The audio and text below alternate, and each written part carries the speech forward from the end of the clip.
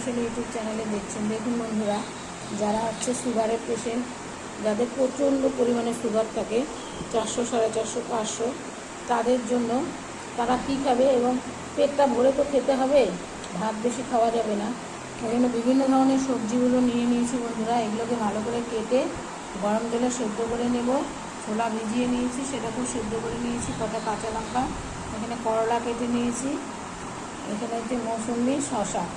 এখন এগুলোকে একটু সেদ্ধ করে নিই। এই বন্ধুরা, সমস্ত ধরনের সবজিগুলো আমি কেটে নিয়েছি। এখানে কোয়াশ, পটল, ঝিঙা, বেগুন, ছোলা, কয়েকটা কাঁচা লঙ্কা, এগুলোকে সুন্দর করে কেটে নিতে হবে।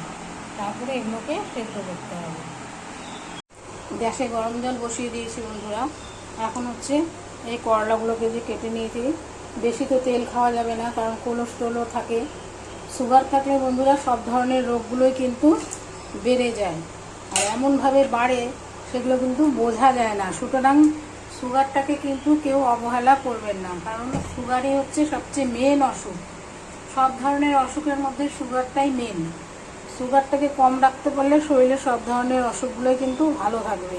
আর সুগার বেড়ে গেলে সমস্ত ধরনের অর্গানগুলো শরীরের সব নষ্ট করে দেয় ধীরে ধীরে, একদম কেউ বুঝতেও পারে না। নিঃশব্দে সবগুলো অর্গানকে মেরে ফেলে। যার জন্য বন্ধুরা, সুগারটাকে আপনারা সবসময় গুরুত্ব দিন, কিন্তু এটা কিন্তু ভাবেন না যে এটা হচ্ছে একটা নর্মাল অসুখ। এটা হচ্ছে সবচেয়ে খারাপ অসুখ। এবার এটাকে বন্ধুরা ভালো করে একটু গরম জলে ফ্রাই করে নেব। ফ্রাই বলতে সেদ্ধ করে নেব। সেদ্ধ করে এটাকে তুলে রাখবো। রাখার পরে আবার অন্য অন্য সবজিগুলো সেদ্ধ করে নেব। একটু ভাপিয়ে নিয়ে তুলে রাখবো। কারণ সবজিতে বিভিন্ন ধরনের কেমিক্যাল দেওয়া থাকে। যেহেতু বেশি মাছ মাংস খাওয়া যাবে না, সবজিটাকে বেশি খেতে হবে যখন সুগার খুব বেশি থাকবে।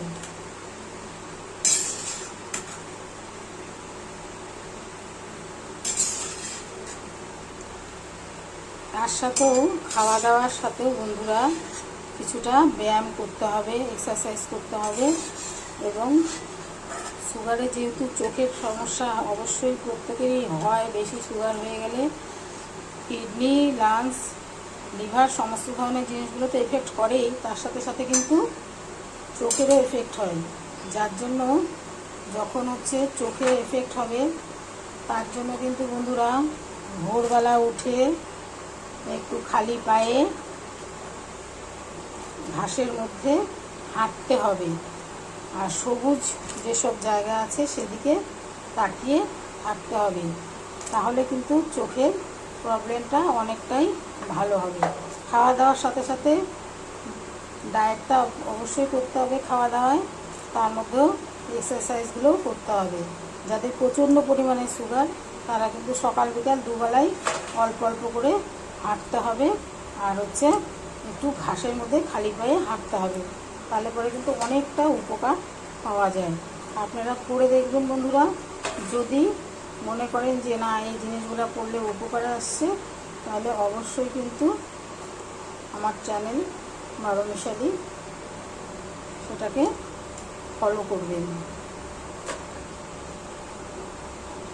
এবার এই সেদ্ধ সবজিগুলো বন্ধুরা তুলে রাখবো ফুটে গেলে।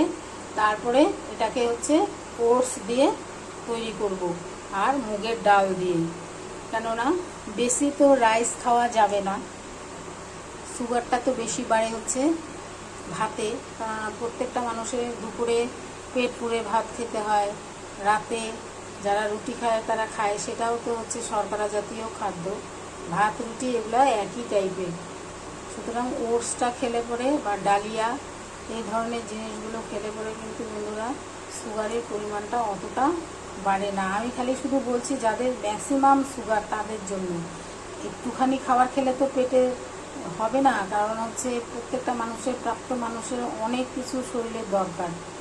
যার জন্য পেটটা পুড়ে খাওয়ার জন্য একটু বেশি করে সবজি এভাবে করে নিয়ে ডালিয়া দিয়ে খাবেন, দেখবেন পেটটাও ভর্তি থাকবে, সুগারের লেভেলটা কিন্তু সেভাবে বাড়বে না। তার সাথে ব্যায়াম কিন্তু আবশ্যক। এই যে এখানে আমি ওটস নিয়ে নিয়েছি বন্ধুরা, তার সাথে হচ্ছে কারি পাতা।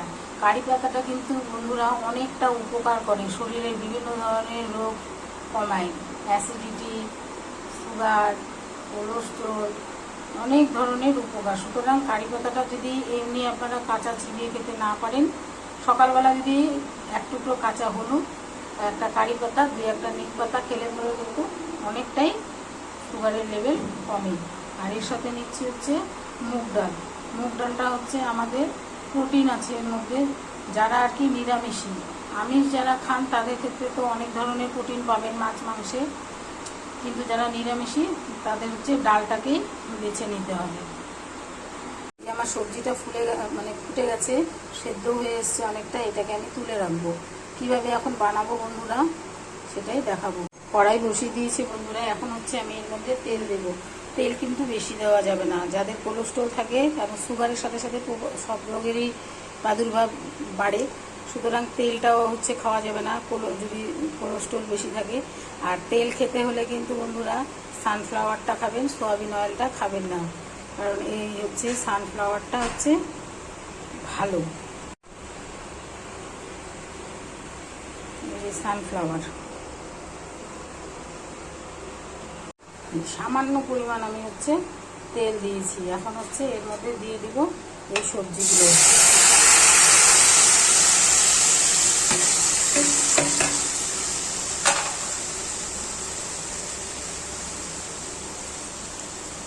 দিয়ে এটাকে নাড়াচাড়া করে অল্প লবণ হলুদ দেবে। আর বন্ধুরা আর একটা কথা বলে রাখি, লবণটা আপনারা যে কোনো লবণ খাবেন না, কারণ লবণও কিন্তু অনেক ক্ষতি করে। যেমন টাটা লবণ টবণ এসব না খেয়ে যদি সন্দক লবণ বা হচ্ছে বিট লবণ টাইপের জিনিসগুলো যদি খান তাহলে কিন্তু খুব ভালো। এই ধরনের ছোট ছোট লবণের প্যাকেট পাওয়া যায় বন্ধুরা, সন্দক লবণ হোক বিট লবণ হোক, এই লবণের প্যাকেটগুলো আপনারা কিনে আনবেন। এই লবণটা আপনাদের তরকারিতে বা যদি কোনো সময় ভাতের তরকারিতে খেতে লবণ কম হয় তখন এটা দিয়ে কিন্তু আপনারা খেতে পারবেন। এই যে লবণটা, আর এটা করে একবারে খেতে না পারলে দুবার করে খাবেন। গুঁড়া হলুদের বদলে বন্ধুরা যদি কাঁচা হলুদই ডাইরেক্ট এইভাবে করে নিয়ে এইভাবে ছুলে নিয়ে এরকম এক টুকরা থেতো করে দেবেন তরকারিতে। তার কারণ হলো গুঁড়া হলুদের মধ্যে বিভিন্ন ধরনের ডাস্ট মেশানো হয়, যেটা আমরা দেখতে পাই না, যার জন্য এরকম ডাইরেক্ট কাঁচা হলুদ এনে এইভাবে এটাকে থেতো করে সবজিতে দিয়ে খাবেন। এটা রক্তটাকে পরিষ্কার রাখে, যার জন্য কাঁচা হলুদটা খালি পেটে খাওয়াও ভালো। বেশি কিছু মশলা দেওয়া যাবে না, কারণ গ্যাসটা বা বেশি হয়ে যেতে পারে, গ্যাসের পরিমাণ বেড়ে গেলে বেশি মশলা খাওয়া যাবে না। একটু লবণ হলুদ দিয়ে এইভাবে করে খেতে হবে। তারপরে যখন সুগার লেভেল কম হবে তারপরে একটু মশলা খাওয়াই যায়। এইভাবে দিয়ে একটু নাড়াচাড়া করে দিয়ে বন্ধুরা এই ওটস আর কারি পাতা দিয়ে একটু ফ্রাই করে নিয়েছিলাম কাঠখোলায়, এটাকে ঢেলে দেবেন। কাঁচা মুগ ডালটাকে ভালো করে ধুয়ে এর মধ্যে দিয়ে দিতে হবে।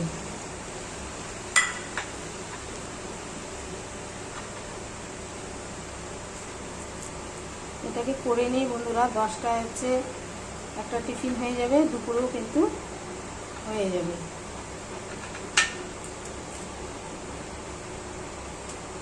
এটাকে ভাজা ভাজা করে নিয়ে বন্ধুরা একটু জল দিয়ে ঢেকে রেখে দিতে হবে যতক্ষণ না সব কিছু ভালো করে সেদ্ধ হয়।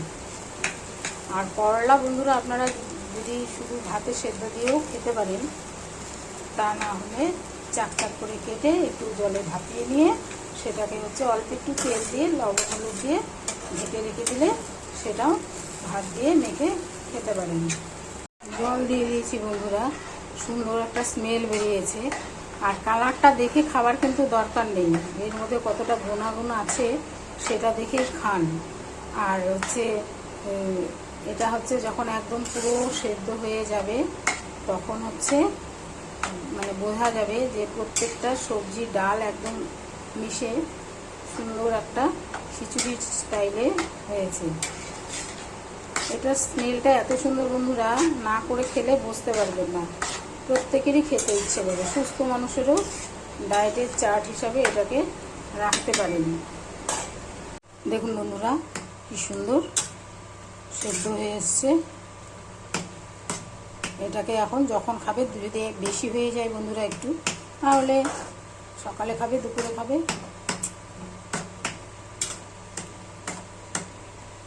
এটা অবশ্যই আপনারা ট্রাই করতে পারেন বন্ধুরা, সুস্থ কি অসুস্থ। আমি যদিও পেশেন্টদের জন্য এটা করেছি, তারা খেলে পরে অনেকটাই রিলিফ পাবে, কারণ এটা মানে হজম হতেও কোনো অসুবিধা হবে না। অনেক সময় মানুষের নানান ধরনের রোগের জন্য হজমের অসুবিধা হয়, কনস্টিপেশন হয়। এগুলা কিন্তু কনস্টিপেশনটাকেও দূর করবে। দুর্দান্ত একটা রেমেডি। এটা না করে খেলে বন্ধুরা কেউ বুঝবেন না। আর এটা কালারের দিকে দেখে কিন্তু আপনারা কেউ ভাববেন না যে এটা কালারটা কেমন, খেতে ইচ্ছে করছে না। কিন্তু যে বেশি সুন্দর হয় তার ভেতরে তো অনেক সময় খারাপও থাকে। যেমন গোলাপে কাটার মধ্যে, গোলাপ হচ্ছে দেখতে সুন্দর, কিন্তু তার মধ্যে তো কাঁটা থাকেই। সেই জন্য এটা হচ্ছে দেখতে খারাপ হলেও এর মধ্যে কিন্তু অনেক গুণাগুণ আছে। এটা মাথায় রেখে এটাকে খেতে হবে।